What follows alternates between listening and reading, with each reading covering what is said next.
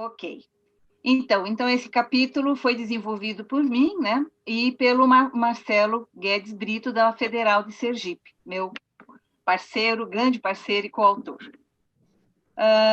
Quando a gente fala de peixe, de reprodução de peixe de riacho, eu acho que é interessante lembrar um pouco como é que foram os estudos de reprodução, estudos de reprodução de peixes no Brasil como um todo, né? Porque teve um viés, e ele foi principalmente guiado pela piscicultura, na verdade, né? Então, a gente tem, já que na década de 20, de 30, trabalhos sobre peixes fluviais voltados para a piscicultura, né? Rodolfo von Jhering foi o grande expoente nessa época, e ele criou, né, o método da hipofisação, porque justamente os peixes migradores eram um desafio em termos de piscicultura, e ele criou, e idealizou e criou o SEPTA, né, e faleceu exatamente no ano de sua, no ano de sua inauguração, que foi em 1939. E o SEPTA, por sinal, lá em Pirassununga, São Paulo, atualmente totalmente voltado para a conservação, é o coração do ICMBio, em termos de conservação de peixes de água doce, né, completou o ano passado 80 anos. Então, o foco dos estudos para a reprodução de peixes voltado para a piscicultura, né? Dentro do SEPTA mesmo, também trabalhou Manuel Pereira de Godoy, que criou trabalhos, que desenvolveu trabalhos clássicos sobre migração de peixes fluviais lá no Rio Mogi Guaçu, portanto, ali junto do SEPTA também, né? Então, os trabalhos de marcação e recaptura, estudos de reprodução dos peixes migradores, locais de desova, fecundidade. O Manuel de Godoy desenvolveu seus trabalhos na década de 50 até o ano de 1975, quando foi publicado um conjunto de 4 livros sobre os peixes caracoide, que ele chama, na época era subordem caracoide, do Rio Mogi Guaçu. Na verdade, o outro lance por onde se estudava reprodução de peixes era em ambiente marinho, né? Por causa da questão de manutenção dos estoques. Então, havia preocupação de se entender a flutuabilidade das populações, a capacidade de suporte das espécies, como existe essa preocupação até hoje, e um trabalho marcante nessa época, que foi publicado em 1978, foi o do Edson Pereira dos Santos, sobre a dinâmica de populações aplicada à pesca e também à piscicultura. Em seguida, nessa época, também, logo em seguida, em 1981, teve o livro da Ana Emília Vazoller sobre também aplicação sobre crescimento e reprodução de peixes. Então, nessa época, ou seja, eu estou falando da década de 70, havia os trabalhos do Instituto Oceanográfico em Ambiente Marinho e no Instituto de Pesca de São Paulo, sobre peixes de água doce. Aqui, com a professora Heloísa Maria Godinho, que deu origem a um grupo de trabalho que se desenvolveu bastante, assim como a Ana Emília Vazoller desenvolveu um grupo grande na reprodução de peixes marinhos, né? Do Edson Pereira dos Santos, também um grupo que foi se desenvolver em São Carlos através do Geraldo Barbieri, que era orientando dele, que também começou a trabalhar a reprodução de peixes, sempre dentro de uma dinâmica de biologia pesqueira. Com os reservatórios, aí os peixes, o estudo dos peixes se voltou para a questão dos rios que ficaram barrados, então o problema de jusante abaixo das barragens e dentro das barragens com essas espécies sedentárias não migradoras pré-adaptadas, né, para reprodução em ambiente lêntico. E aqui eu destaco naturalmente o Ângelo Agostinho, que foi orientando no mestrado da Heloísa Godinho, lá do Instituto de Pesca, e orientanda dele, a Harumi Suzuki, que desenvolveu trabalhos bem ligados já à estratégia adaptativa desses peixes e ligados já no nível celular. Bom, e o riacho? Na verdade, os riachos tinham pouca importância e ninguém se preocupava muito com a reprodução dos peixes de riacho. Um trabalho interessante, houve um trabalho da Maria Gercília, no INPA, que tratou, sim, de reprodução são também dentro desses moldes de parâmetros de biologia pesqueira. Tá? Mas aqui no Sudeste, a coisa demorou um pouco para começar. E teve um trabalho que eu considero marcante em termos de peixes peixes tropicais, né? Que foi do Kramer, em 1978, onde ele discutiu a questão que, numa área, ele trabalhou com 6 espécies do Panamá, e discutiu que na área próxima do Equador, o fotoperíodo e temperatura tinham pouca importância, ao contrário, então, dos paradigmas que existiam para peixe de riachos norte-americanos e europeus, e que provavelmente as chuvas tinham maior importância como gatilhos na reprodução de peixes de riacho. E um trabalho que eu reputo como muito importante no Brasil, já dentro deste enfoque, foi o do Valdené Garuti, em 89. Nessa época, foi o mestrado dele, eu acredito. Ele trabalhou com as Cianas bimaculatus, que na verdade não era bimaculatus, depois houve uma revisão, né? Mas, enfim, era uma espécie que ocorria no trecho superior da bacia e nos trechos intermediários, e ele foi percebendo diferentes formas de período reprodutivo, tá? Então, ele percebeu que na cabeceira havia surtos reprodutivos, e à medida que as populações ocupavam riachos maiores, a reprodução ia se tornando mais sazonal. E ele discutiu isso justamente em função do volume d'água, da instabilidade do ambiente de cabeceira, que tem as cabeças d'água e assim por diante. Essa temática, ela foi, depois de 89, ela foi retomada também já na década de 90, para riachos aqui do Sudeste, né? Um trabalho que a Márcia Menezes fez comigo, no Rio Batiba, depois a Rosana Mazzoni, com a Jaqueline Petit, também no Rio Batiba, com outra espécie, enfim. Então, daí por diante começaram a surgir trabalhos com ecologia de reprodução de peixes de riacho, envolvendo essa questão da instabilidade, ou seja, a questão de você ter surtos reprodutivos nas áreas de cabeceira se fazia com que que essas espécies não colocassem todos os ovos no mesmo cesto, né? Então, o período reprodutivo podia ser extremamente alongado. No caso do trabalho de Menezes e Caramás, que era um período alongado, mas uma reprodução individualmente única, né? E havia muitas espécies, já no trabalho de Mazzoni e Petito aparece, e em vários outros depois, aparecem surtos, ou seja, desovas parceladas. Lembrando que essas desovas parceladas, elas são confirmadas por análise histológica, porque você tem, então, ovócitos pré-vitelogênicos, vitelogênicos e folículos vazios dentro nos mesmos indivíduos, né? Bom, uma perspectiva importante que a gente tentou dar no capítulo é o enfoque em 2 trabalhos que dão uma linha teórica para o conjunto. Então, um é o trabalho do Ballon, que trata das guildas reprodutivas de peixes, né? Onde ele considera, então, espécies, ele chama de seções etológicas. A Vazoller, no livro dela, de 1996, trata como seções etológicas, né? E, então, na verdade, é o grupo dos peixes, tudo relacionado ao cuidado parental, os peixes não guardadores, os peixes guardadores e os peixes carregadores, tá? Então, esses são aqueles que liberam seus gametas na água, aqueles que exercem algum tipo de cuidado parental no cuidado da desova, e outros que carregam a sua desova, no caso, o modelo mais sofisticado dos guarus, né, dos Cyprinodontiformes vivíparos, que trazem desenvolvem a sua prole no interior do corpo. Dentro desse grupo,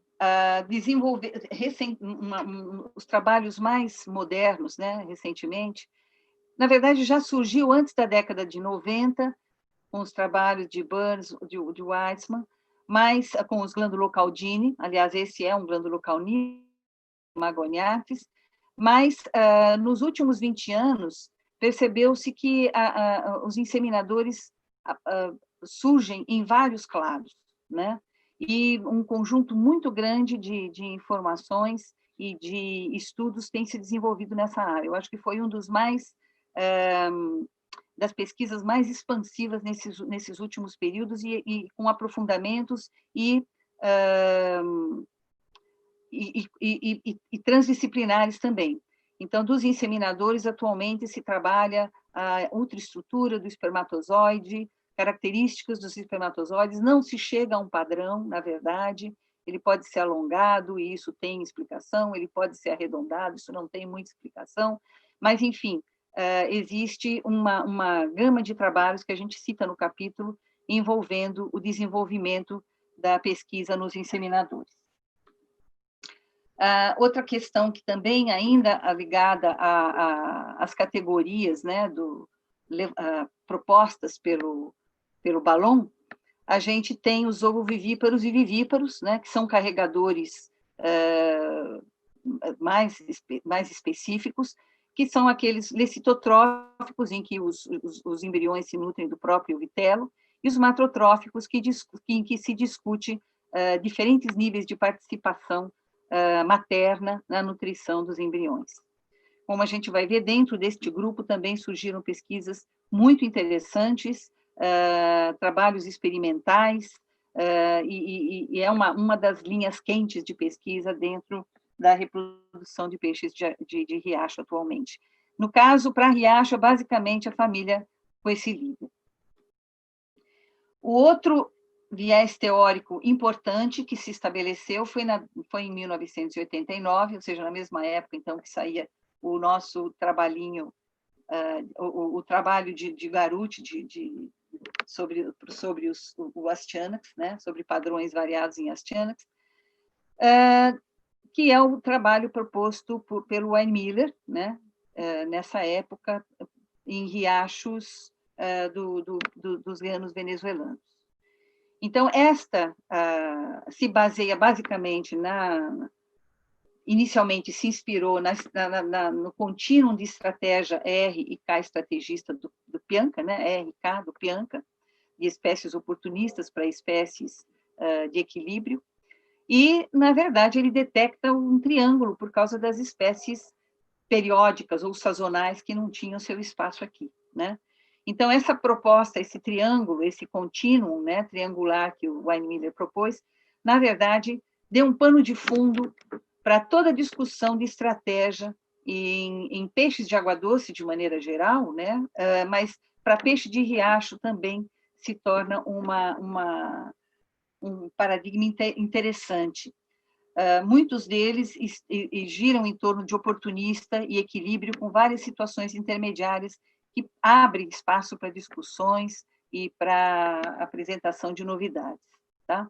Então, dentro desse triângulo, a gente tem a gente discute os atributos, né? Os atributos ecológicos em função dessas estratégias. Então, os atributos que a gente vai apresentar mais tarde um pouco são resgatados daqueles estudos que se faziam para caracterizar a reprodução de peixes, mas de uma forma organizada.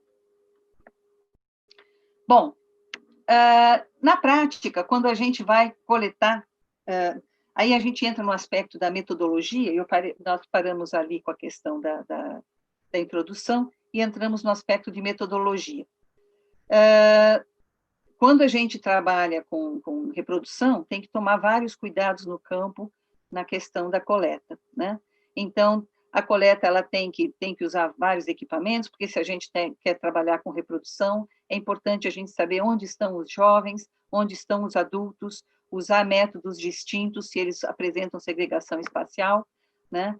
E uma coisa ainda pouco desenvolvida é a questão dos ovos e larvas em ambientes de riacho. Por causa da correnteza, o método habitual em rios maiores, que é uma rede de deriva, né, onde você capta os ovos e larvas que estão derivando, nem sempre funciona, né? Mesmo você trabalhando à noite, às vezes em riachos é mais difícil você ter acesso à noite, mas enfim. A questão é que muitos dos ovos são adesivos e muitos deles se localizam, na verdade, nas áreas marginais, né? Então, neste trabalho tem essa proposta dessa rede, que é uma adaptação da rede que o Nakatani usa, no Nakatani 2001 propôs isso para reservatórios, para áreas de macrófitas, mas essa redezinha ela é bem menor, tá vendo? E pode ser usada para as áreas marginais. Tem esse copo rosqueado, a malha de cima tem uma malha de 5 milímetros e a malha inferior é de 500 micrômetros, perdão, e então é que 5 milímetros em cima, 500 micrômetros embaixo, a gente rosqueia e ela se mostrou eficiente num estudo do Rio Macaé e em outros ambientes. A questão das larvas de peixes, os estágios de identificação das larvas, para as espécies de maior porte, já tem várias coisas definidas no livro do Nakatani e colaboradores de 2001, né? É tranquilo se trabalhar utilizando aquelas categorias, tá? Aqui são algumas larvas de cascudinhos de riacho da bacia do Macaé. Os aspectos naturalísticos, com certeza aqui eu esbarro um pouco no trabalho do Sabino, né? Mas uma coisa importante num riacho, aproveitando a possibilidade da água ser clara, o substrato contrastante, a gente ter poções, é que a gente pode, né, prestar atenção e procurar ver determinados aspectos. É possível se fazer observação de comportamento, até mesmo fora d'água, né? E se particularmente eu chamo atenção para estudos de comportamento ligados à reprodução, né? Eu particularmente observei, são dados não publicados, comportamento de corte de Poecilia vivípara, né? E existe um trabalho de Crampton me fugiu agora o segundo autor, em que ele observou de fora o comportamento parental de gimnotos, né? O agregamento das larvas e a postura de guarda do macho junto das larvas de gimnotóide. Então, é importante prestar atenção sempre, né? Olhar o substrato, levantar pedras. Meu parceiro, meu coautor, Marcelo, fez isso durante o doutorado dele. Ele levantava pedras, olhava, deitava no chão, levantava, olhava, e vejam só, ele conseguiu registrar coisas interessantes com Rhineuricária, com Neoplecóstomos, exatamente as desovas usando vários tipos de substrato, e aqui o macho tomando conta, né? Então, em ambientes correntosos, mesmo em ambientes correntosos, é possível fazer esse tipo de observação. Então, é a questão de estar atento e estabelecer um protocolo de observação, né, que eu espero que imagino que o Sabino vai desenvolver no capítulo dele. A questão do dimorfismo sexual também tem sido um campo que vem se desenvolvendo bastante, porque muitas vezes não se prestava atenção, né? E, no entanto,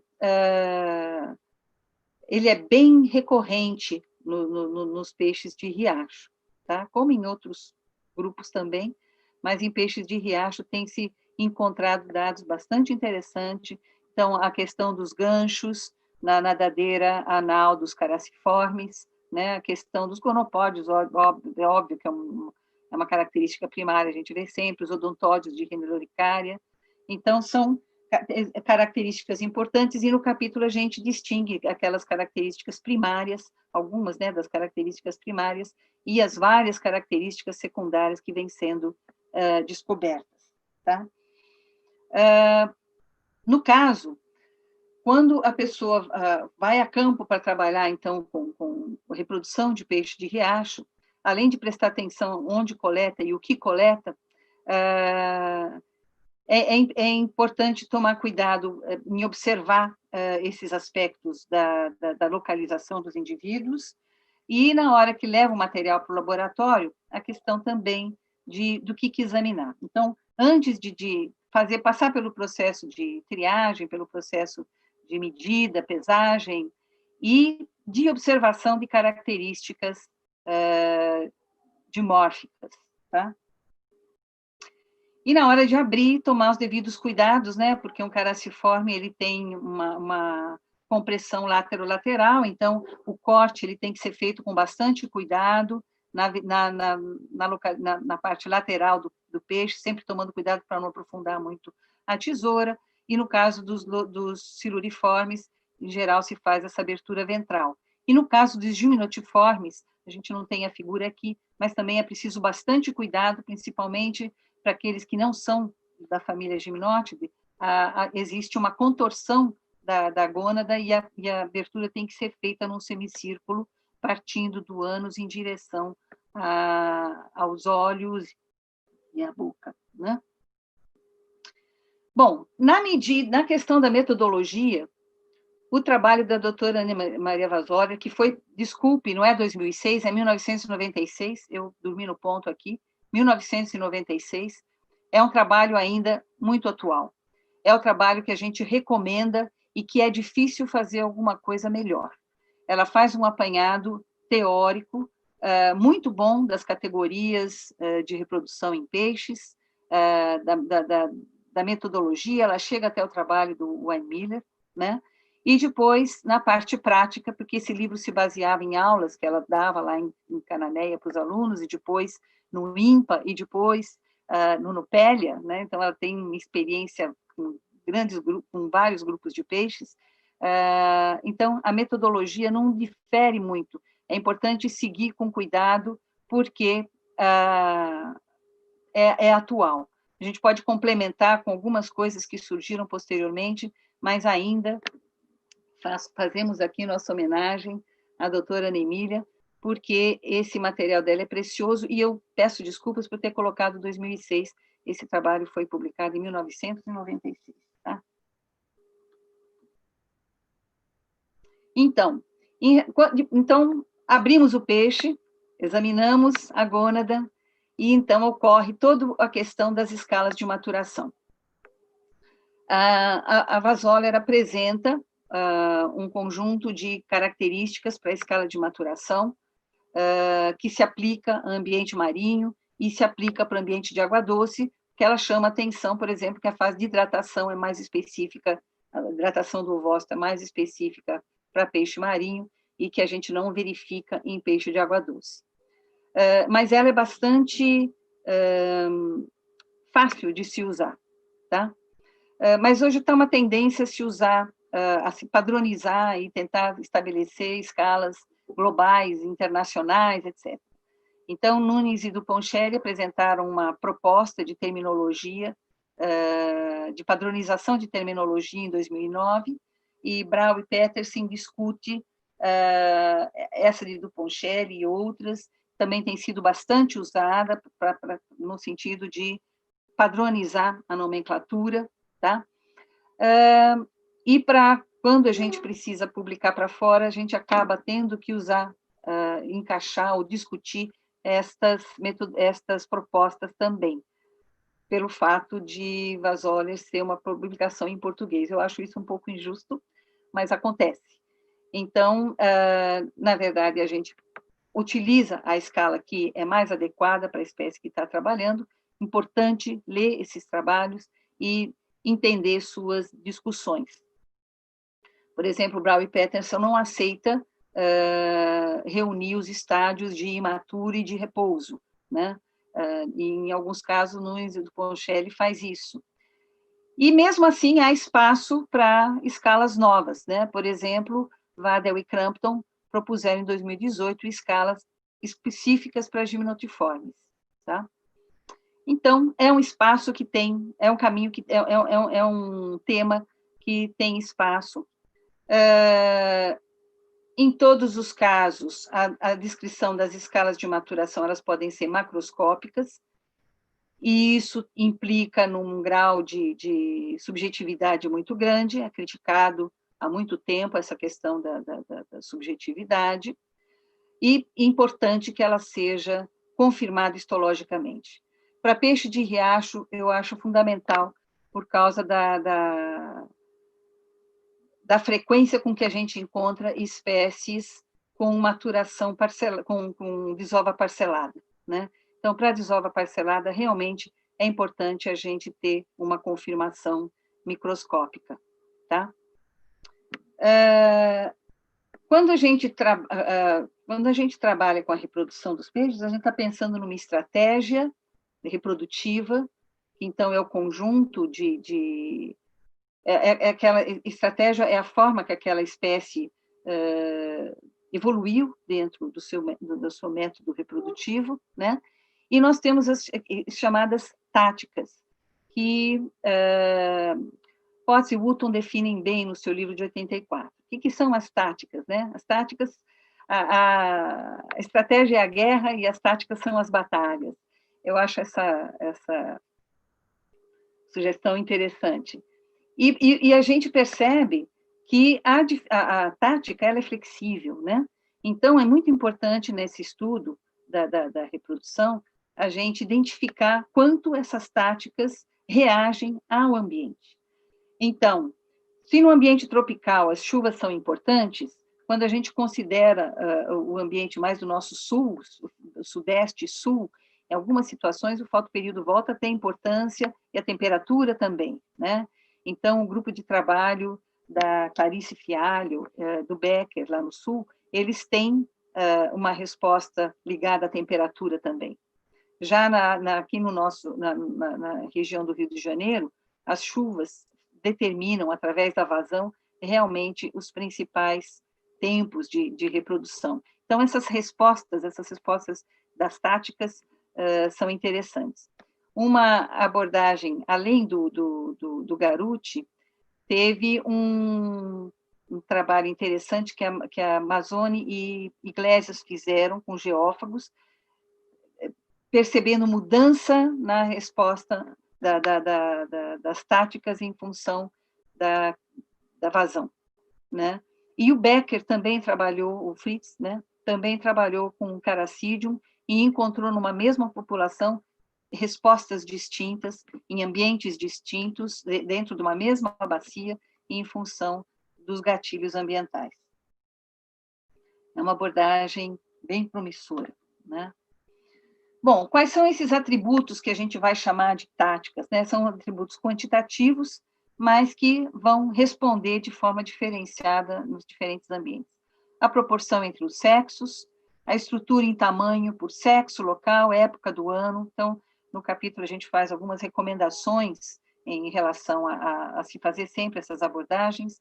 A relação peso-comprimento, inicialmente total, por sexo, e ver se varia essa relação que vai afetar o fator de condição, o índice gonadossomático, o índice hepatossomático, a fecundidade, que é afetada pelo tipo de desova, a gente tem sempre que discutir isso, né? Porque se a desova é em surtos, a fecundidade que a gente vai ter, ela vai estar sempre sendo subestimada, né?